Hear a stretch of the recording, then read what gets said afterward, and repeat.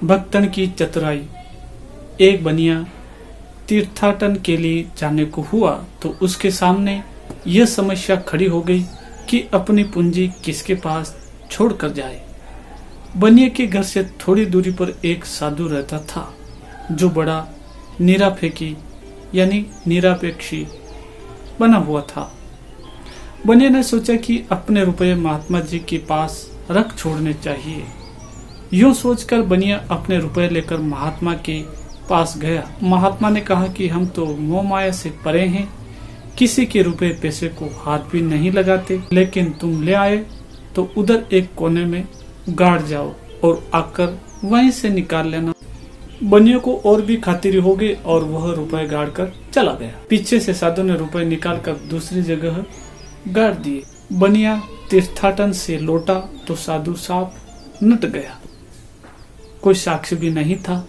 बनिया उदास मुंह अपने घर लौट गया।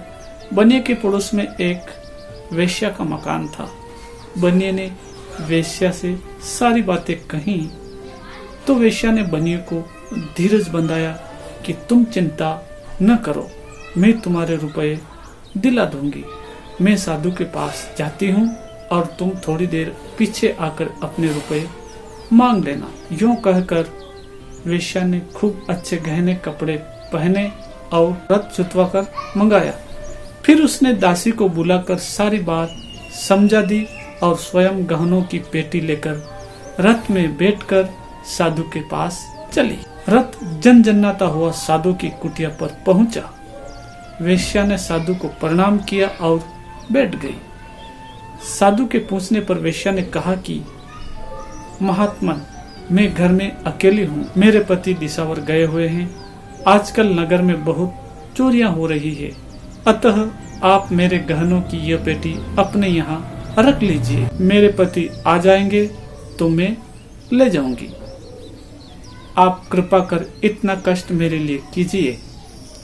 इतने में बनिया भी वहां आ गया और अपने रुपए मांगने लगा। साधु ने सोचा कि अब बनिया के रुपए नहीं दिए जाएंगे तो जेवरों की पेटी हाथ से निकल जाएगी।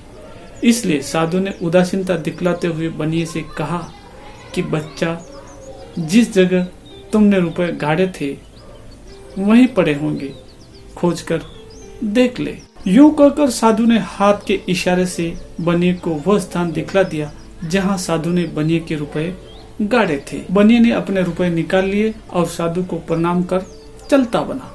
इतने में वेश्या की दासी हाँफती हुई दौड़ी आई और बोली, बाई जी, मालिक दिसावर से आ गए हैं, आप शीघ्र घर चले। दासी की बात सुनकर वेश्या ने बड़ा हर्ष प्रकट किया और साधु से बोली कि महात्मा जी, यह आपके चरणों के दर्शन का ही पूर्ण प्रभाव है कि मेरे पति, जिनकी मैं बड़ी उत्सुकता से प्रतीक्षा क्या करती थी, घर आ गए हैं। अब जेवरों की पेटी यहाँ रखने की आवश्यकता नहीं। यूं कहकर वेश्या ने प्रणाम किया और शरारतपूर्ण हंसी हंसती हुई रथ की ओर बढ़ गई। दासी ने जेवरों की पेटी उठाकर रथ में रखी और महात्मा जी टापते रह गए।